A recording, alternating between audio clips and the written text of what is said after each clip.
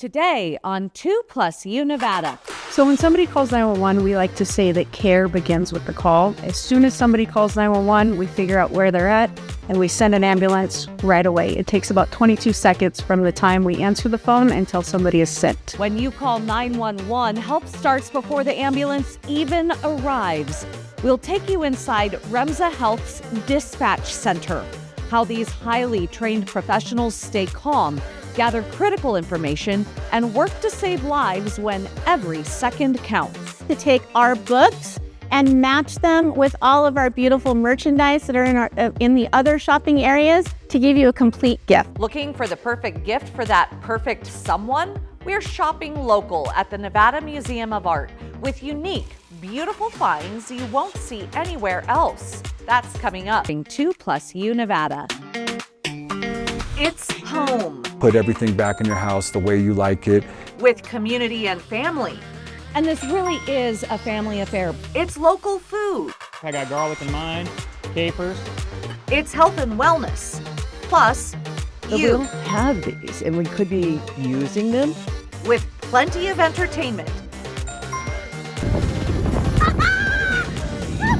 2+U Nevada, brought to you by 911 Restoration. Thank you for joining us for this edition of 2+U Nevada. I'm Sarah Johns, your host. Hope you had the best weekend. You know, every once in a while, it's good to hit the pause button. Dave and I actually had a date weekend. No kids, no schedules, no sports, no dance lessons. We threw on our best 80s outfits and headed to Pops on the River, where we got to reconnect with so many people from our community, laugh, eat good food, and just have fun. It was a great reminder that while family comes first, taking a little time to reconnect with your spouse is important too. And judging by some of those neon outfits, I'd say the 80s are still alive and well. We have a fantastic show today. Don't go anywhere. Thank you for joining us today for 2+U Nevada.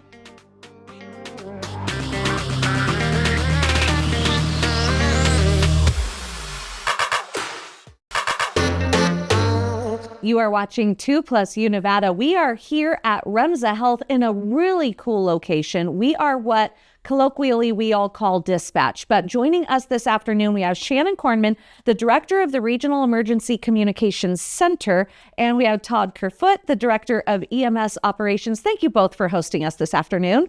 Thanks for being here. I'm so excited, and such a beautiful room and space behind us where all of these calls are coming in. Todd, first and foremost, when should somebody be calling 911? Good question. I think there's some obvious times, obviously when there's a cardiac arrest or someone's unconscious, but think chest pain, think shortness of breath, slurred speech, facial droop, things like that. And I think the key point is when in doubt, call 911. We'll come out, we'll evaluate you and make that determination. That's fantastic, because also I learned that when you go to a call, you don't necessarily always transport somebody to the hospital. You can handle someone right there with whatever they're doing. That's true. Oftentimes we'll come there, we'll find out that maybe they didn't need an ambulance ride. Maybe they can go in their own vehicle. Sometimes we'll be going lights and sirens back to the hospital. Yep. And then Shannon, explain to me what happens from the point of somebody calling 911 to determining it is a medical emergency, and what are those steps? So when somebody calls 911, we like to say that care begins with the call. As soon as somebody calls 911, we figure out where they're at and we send an ambulance right away. It takes about 22 seconds from the time we answer the phone until somebody is sent. Wow. In that time frame, we keep the caller on the line and we ask them a series of questions to really nail down what's going on with the person that we're responding to, and it kind of prepares the paramedics to be ready for whatever they're going to arrive to on scene. And in between the time of that call and the paramedics arriving on scene, I don't think people at home know that the person on the other end of the line, they're also trained medical professionals. Yes, all of our dispatchers are trained medical professionals through the International Academy of Emergency Dispatch. And what that does is it gives us specific training for specific problems that the community is having, and our dispatchers are able to give pre-arrival instructions and instruct people how to do CPR or how to relieve somebody that's choking, control bleeding, and we're able to get that care started before the responders arrive and take over. And what's so interesting, Todd, is as a strategy, you guys have ambulances stationed throughout the community to quickly arrive once they're deployed within those 22 seconds. So how do you even determine that? Good question. I think one of the things that we do is predictive analytics. So we'll look at historical data by time of day, day of week, week of month, month of year. And that what we'll look at is that'll help us determine where the next call is coming from. It essentially produces onto like a heat map. And so when dispatch is looking to find out where to post the next ambulance, they can look at the heat map and say, oh, geez, this area, it looks like it's more red and probably is the next place to post. And that stuff is happening real time. Just because a call didn't go out, they can also reposition an ambulance in real time to an area where there's a greater need for potential ambulance. And that's what I find so interesting for people at home to know too, is when you see an ambulance parked in a parking lot or, stationed somewhere sitting, they're actually there for a reason, and that's quick response. Yes, and that can change. It can change seasonally. So we have summer events, we have weather. And so that will change how we deploy our resources. That we're not fixed to just one location. And you just brought up summer events. So when there's a big event in our community, like the Reno Rodeo, for example, or the Rib Cook-Off, REMSA is often out there. And how does that partnership work with our community? REMSA staffs over 500 special events a year. And anytime we have large events, we'll meet with event planners, firefighters, law enforcement, to try and identify risk factors. So whether it's like weather, what's the size of the event, is there alcohol being sold, things like that. And then we'll determine the best way to deliver care. Are we going to set up a clinic? Are we going to bring an ambulance? Are we going to bring the golf carts or our bike team to interact and reach patients faster? When you do that, are you still staffed normally elsewhere in the community? So you've got different staffing for the event, and then the community itself is still staffed at a normal level? Yes. And so what that does is that allows us to reduce the need to pull system units in to cover the special event. If we have these large events, we do get a lot of medicals there, and there's a lot of people.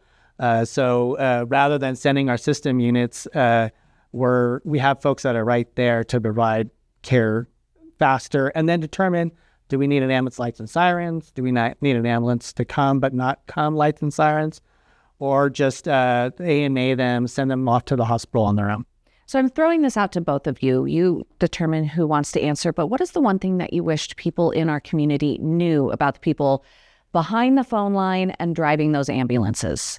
I think one thing for all of our staff here at REMSA, dispatchers, admin, responders out in the field, is all of us work with empathy and compassion. Our whole mission is to take care of the community.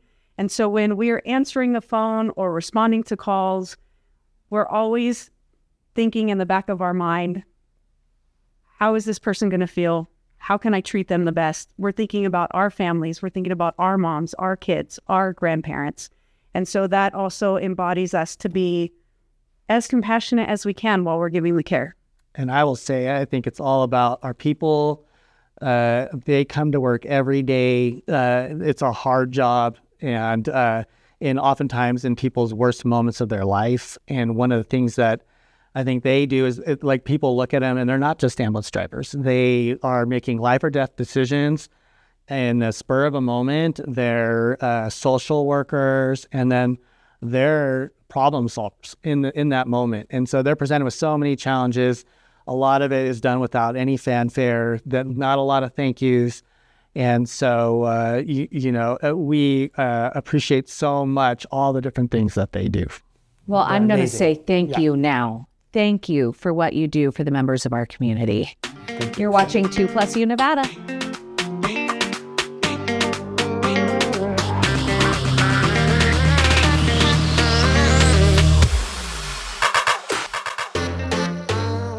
You are watching 2 Plus U Nevada. So excited to be back at the Bretzloff Foundation bookstore with Valerie Curtis, the Director of Retail Operations here at the Nevada Museum of Art. So much to say, but basically you are a professional shopper. I love shopping, people, and I love shopping for you. So we've got some great things to talk about today again. I am so Welcome excited. back. Thank you so much for having me. I love being here. I love you, Valerie. And what I really am excited about here is we are combining art and we are combining gifts, and we're talking about Mother Earth and, of course, Mom, any special person that you have gifts for. So we are incorporating art and fashion. We are. Our first little thing here, art and fashion. This is the Into the Time Horizon book that goes with our latest exhibition. It's a huge exhibition, takes over the entire museum. And tell me a little bit about the exhibition, too. This goes until what, September? Talk about Mother Earth. Yeah. This runs, some of it runs through September, some runs all the way through next year. We've taken over the museum to talk about sustainability, things that are eco-friendly, and loving the earth so that the earth can love us back. Love the message. Love the message. So here we have over 200 artists that are in this exhibition. And one of them is Gloria Pettiari, who is an Australian artist. And this is her beautiful work that is in the exhibition. This is just gorgeous in the book format. And then we get to see this upstairs. And you get to wear it home because this is the beautiful limited edition Gloria Pettiari scarf. That is only here. It is only here. We made it just for the exhibition, and it's 100% silk, and it is a must-have. It is absolutely gorgeous in person, everybody. And just to throw out, like, no joke, I came here and purchased my mom a book at this beautiful store for the holidays, and it was legit the winner of the holiday season. So love to hear it. This isn't the only place to shop here at the Nevada Museum of Art, but I do want to point out directly behind us is California Avenue. So when I came here today and couldn't find parking in that traditional parking lot of the museum that everybody thinks of, now you can know that you have a beautiful entrance here on the California Avenue side that people can come into the first floor for free and shop. Always. And we encourage you to come in. We have so many different things, and we love to take our books and match them with all of our beautiful merchandise that are in the other shopping areas to give you a complete gift. And so we're going to go to other shopping areas to take a look at more ideas. More shopping. Yay! So we moved from the back of the museum, California Avenue, to the front main entrance over by Liberty, where you have what I think is just the prettiest setup for your retail. Oh, it is so gorgeous with the fallen fruit wallpaper in the background, the orchard, and the monument to sharing with all the fruit trees in the front. So we play off of that with everything that we have in here. And when we're talking about Mother Earth and loving our Mother Earth, you have some phenomenal gift ideas that tie in gorgeous art books and gorgeous usable gifts. And here's another really gorgeous one. This is the Isabella Kirkland book. She's also in the Into the Time Horizon exhibition. This is kind of an idea of her work. She specializes in just identifying beautiful animals and plants, but we want to give a book with something more, don't we? Yes, there's always something do. more. Look at this beautiful wildflower bag. And how gorgeous is that together? It just looks like they were meant to be paired. They're meant to be. And you've got some other amazing pairs as well. Speaking of which, this book, Salad for President. I'm going to reach back. Absolutely. Salad for President is a cookbook that's inspired by artists. So there are all sorts of great recipes in here that are inspired by artists. You'll learn some of the artists are in there. One thing all of our books have in common is beautiful photography. There's some gorgeous photography in there. But again, Sarah, do we want to just give only a book? No. We want to do more. A beautiful salad book with a gorgeous sustainable wood bowl. These are just such beautiful wood bowls. And you can even pair it with one of these sets of really eco-friendly, gorgeous, eco-friendly ink dyed 100% cotton napkin sets. And I also want to throw out there, just because I've seen it all over social media, you also have a phenomenal inventory of wax bags. Wax bags are a thing now. Wax They're bags, so they're a gorgeous. thing. So we've got a couple of them right here that are on our displays. You can take these wax bags shopping to the grocery store. They're, reusable. We're upcycling. We're reusing things. And it's all about the earth and saving our planet. I love it. And then I, of course, did some shopping for the kids and found some fun things. So I got to show you these little They're shrinky dinks. Shrinky Dinks peanuts. So you can do it yourself, Shrinky Dinks. And then this book, absolutely gorgeous. Kids need to learn about bees and how important bees are to our environment. This book, honeyed again, history. Gorgeous book, Absolutely. and they'll learn so much. Well, Valerie, thank you so much for having us here this afternoon. I always love to go shopping with you. Oh, it's so much fun to shop. You're watching 2+U Nevada.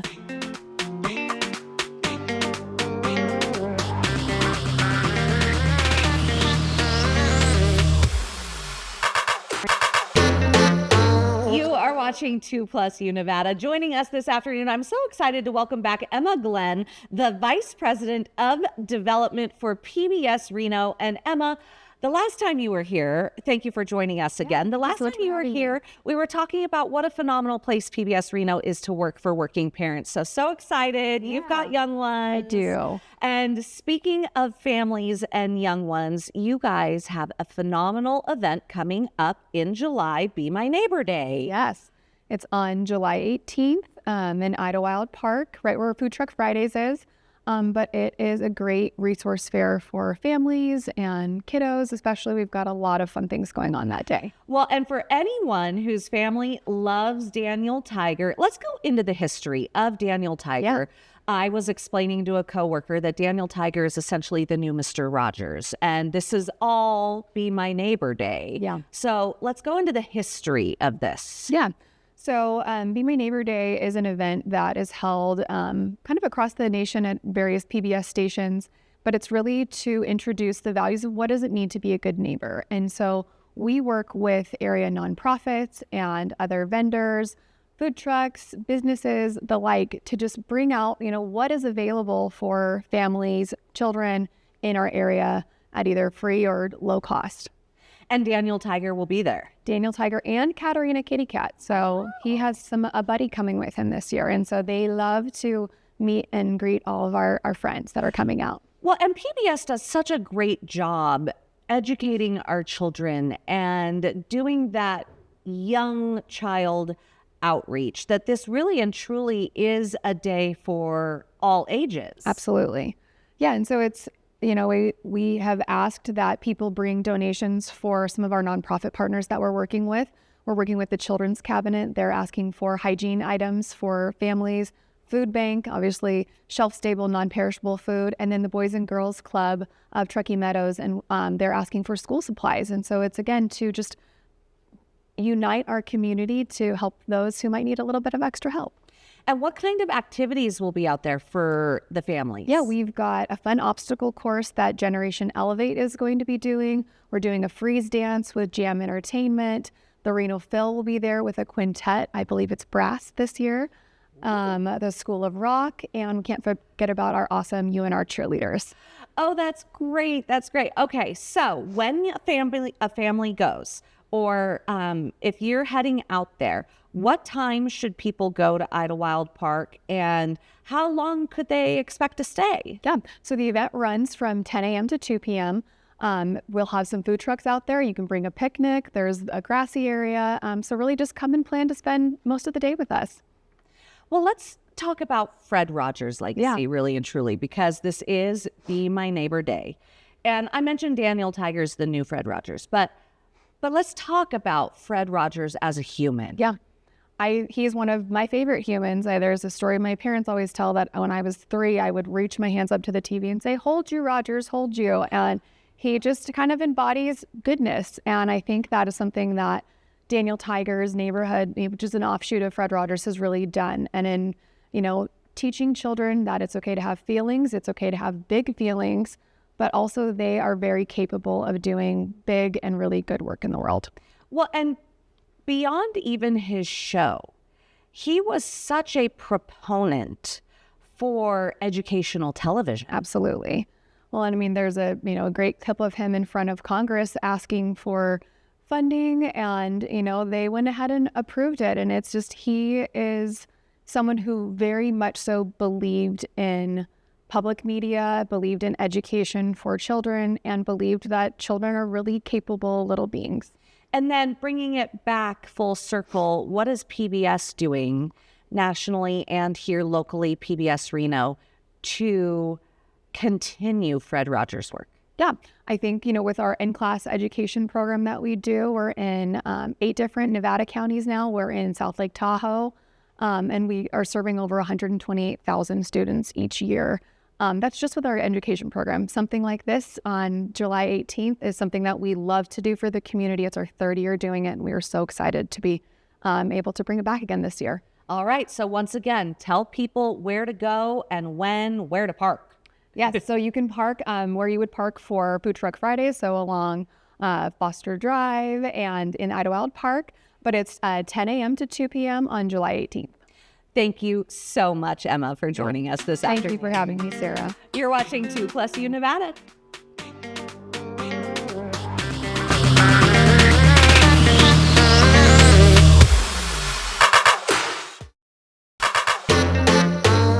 We often hear that it takes a village to raise a child, but in this case, it was a little boy who brought an entire village together. Steve Hartman takes us to North Carolina for a story that proves one small act of kindness can create lasting connection. We'll be right back.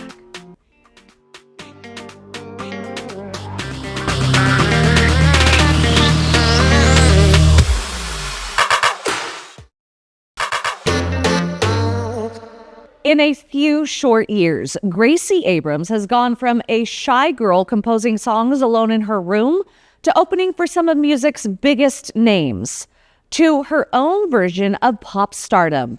But to hear Gracie Abrams tell it, that was never the plan. She sat down with Tracy Smith.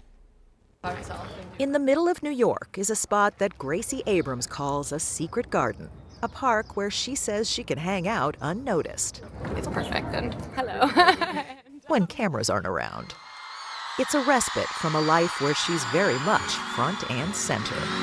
Did it just so hurry and make me cry? Smiling through it, oh yeah, that's my life. You're an 80. At 26, Abrams is a reigning queen of summer. She still seemed stunned by it all. I'm constantly pinching myself, and I don't know at what point you could get to where you're not doing that, you know what I mean?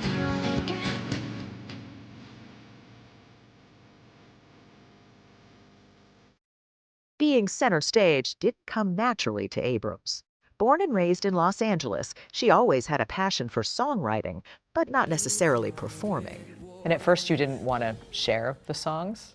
Certainly not. I felt so, it was like, just really physical fear when it is in the pit of your stomach. I felt that when I would hear footsteps coming down the hall and I would stop playing. Is it timing, or is it me? She eventually got up the nerve to post a few songs online. I don't know what my goal was, but I think it was probably that naive kind of concept of the internet that it's not real and that it doesn't, you know what I mean? I'm like, okay, it was easier to hide behind. The gamble paid off. By 2019, Abrams had her first record deal. 'Cause I can't love you, even if I want to. And thanks in part to COVID, did her first tour on Zoom from her bedroom. Don't know where I've been.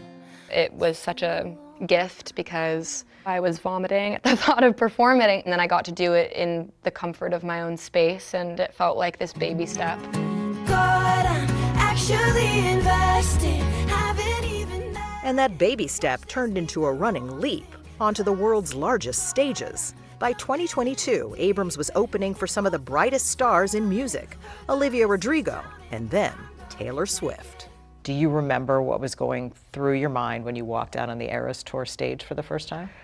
It felt like being in some kind of like alternate universe. Like, it was just the best thing. I know it's hard to narrow it down, but is there one piece of advice or one lesson that you got from Taylor that you continue to use to this day?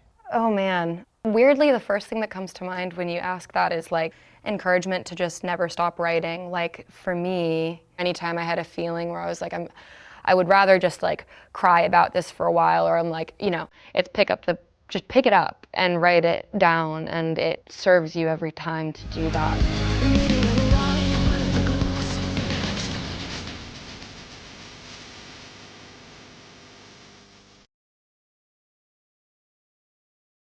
And now Gracie Abrams is selling out arenas on her own.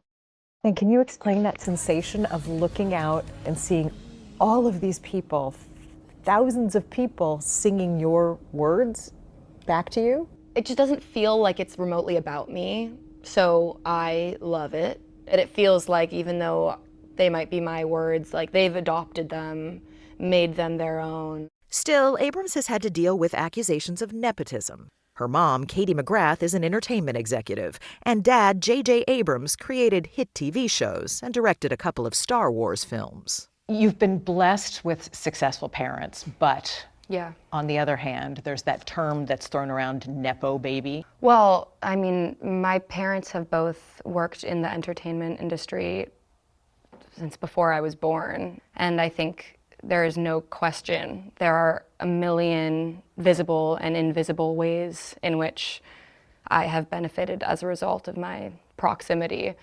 I'm the luckiest person in the world to have grown up learning from the two of them in all of the ways. It's been everything, of course, yeah. In fact, instead of avoiding talking about her parents, Abrams has leaned in. Daughter from hell, hungry and loud. Her latest album, out Friday, is called Daughter from Hell. Its title track, heard here for the first time, is a love song for her mom. Very overdue, I feel. I sent it to my mom. I was like, so sorry it took me 26 years to write one that wasn't laced with, some kind of angsty anger.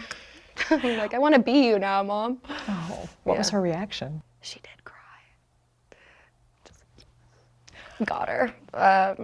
But I want more than ever to say thank you to the people that made me who I am and who have given every ounce of, love that they have. So, yes. La, la, la. Like, it's so weird to get emotional talk, but it is true. So anyway.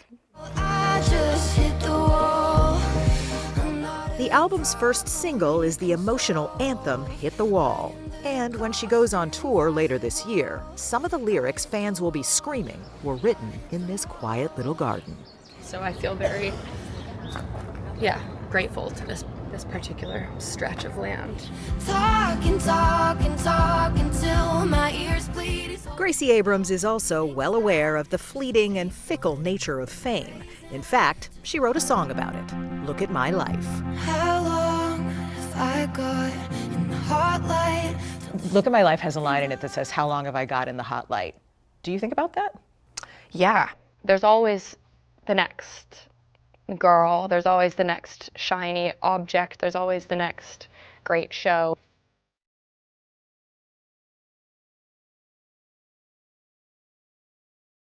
My hope is longevity, not like white hot moment, So I want to do this thing for as long as, the people will have me. And when they don't want to have me anymore, I will still be hopefully here making stuff. So, yes.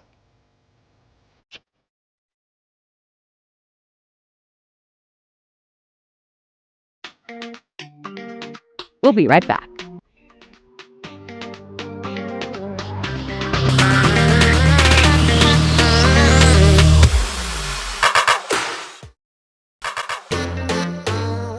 Now for Beg Knows America. David Begnaud finds the heart in every story, and today he continues his month-long Dear David month, focusing on stories you've recommended. Here's David and a special friend. So we're dedicating the month of July to Dear David stories, which are stories sent in to us by viewers like you. We're going to start with a guy cleaning up the streets of New York City and then introduce you to the veteran who is helping to find lost pets. But we'll start with a little pep talk. What you say, Paddington? Roll it. I wish they had pencils. In this sunny Seattle neighborhood, I kind of noticed it when I was walking my dog. My kids very excitedly came home to tell me that they found this magical box. This one says, "You have lots of friends." is a little yellow box tucked into an ivy-covered fence. Inside, there are note cards and a prompt. Make one, take one. Last year, writer Caroline Catlin started the Little Free Pep Talk Library, so her neighbors could brighten up each other's days. You got this. When she could have used some major cheering up herself. I was diagnosed with incurable brain cancer in January of 2019. Caroline learned that she had a brain tumor when she was 27 years old. The cancer typically recurs 3 to 5 years from diagnosis. Caroline is now in year 8. I think I learned the impact of small moments of kindness when I was in the hospital, because there would be little things that nurses would do. It couldn't fix the situation, but it would make it feel so much more gentle, whether that was like bringing an extra glass of water or a blanket or whatever it is. And I just wanted to create more of that in the world. So she put up the box. It's kind of like the Little Free Libraries, but pep talks instead. It worked. When I saw the mailman, he wrote one down and left it, and I think it said, "Tough times pass, but tough people last." She also gave out free flowers from her garden. I just left a little Post-it note. It was like, "Hey, I'm Jason. Like, I've been taking your flowers every day, and I lost my mom in June." And later that day, she came by and left a beautiful bouquet and a book on grieving. In the time that she could have spent just frozen and stunned from the diagnosis, Caroline's gone to grad school, got married, bought a house. I wasn't willing to live a life where I let my diagnosis make the choices for me. Living for others and herself. It makes me feel like I'm doing something good.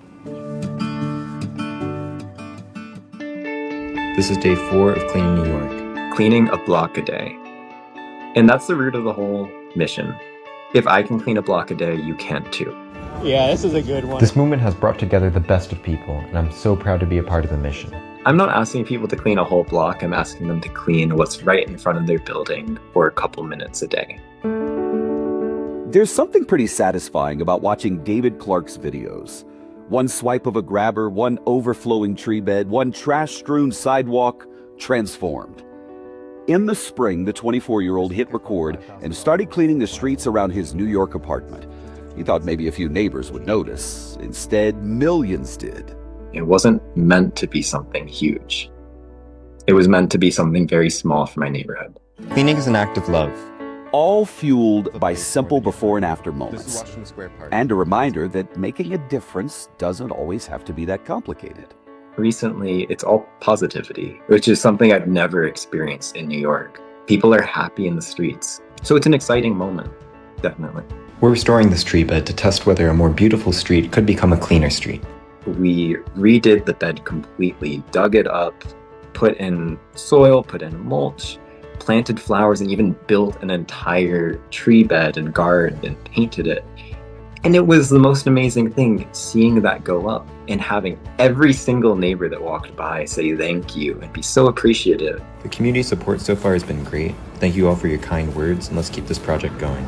By taking care of our communities, we extend our homes out onto the sidewalk. You guys are doing great. Turns out a cleaner block can do a lot more than just brighten a street. It can inspire a city. We got storm coming in, a tornado warning, and some torrential downpour. Drone pilot Sam Aroman is talking us through a pet rescue in real time. How are we going to do this? Using a thermal drone to track a missing dog named Somi as a storm closes in over Cape Cod. I mean, we can't have this dog keep on going all over the place out in this marsh.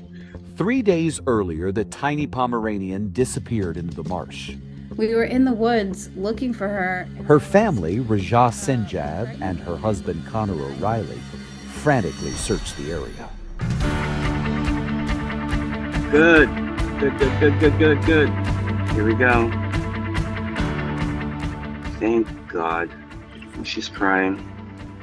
Helping reunite families with lost pets has become Sam's mission, but it also helped him find something he was searching for himself. This grounds me, helping people out.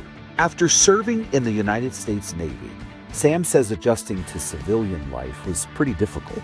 I struggled post-service for years, and with PTSD and triggers, anxiety. One of the VA psychologists decided, hey, take up on a hobby, so I did. And I went to Best Buy and bought myself a drone. What began as therapy became purpose. Now every search gives him purpose, and he's built a business around that calling. But guess what? It's helping families reunite pets back together. Get this, Sam has helped to reunite more than 230 pets with their families. You guys are so scared. And now it's time for the call out. We are looking for more stories about everyday people doing extraordinary things. You got one? Email us, would you? Send it to our team at deardavid@davidbegno.com. We'll be right back.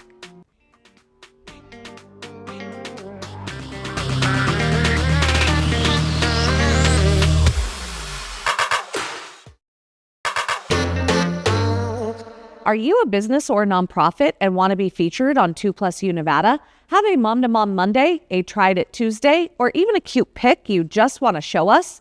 The whole point of 2+U Nevada is the plus you. You can send us your content by visiting our website. Head to 2news.com and click on 2+U Nevada.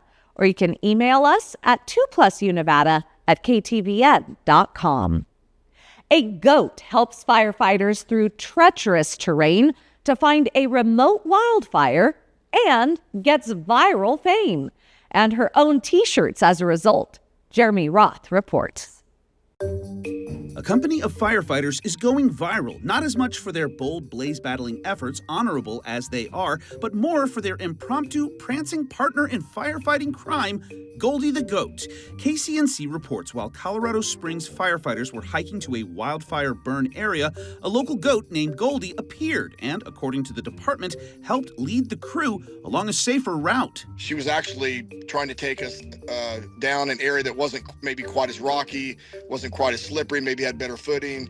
So she was obviously a pro at her job. But that's not all. The crew said while they worked the fire line, Goldie helped out by grazing on dry brush near the blaze. The efforts paid off. Authorities later confirmed the fire was 100% contained, and Goldie wasn't the only one eating it up. Social media users couldn't get enough, clamoring for more of the star Silly Billy.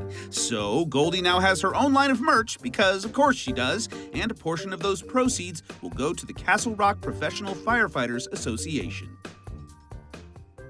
That's it for this edition of 2+U Nevada. Thank you for inviting us into your home this afternoon. We look forward to joining you every weekday at 3 for 2+U Nevada. 2 News Nevada at 4 starts now.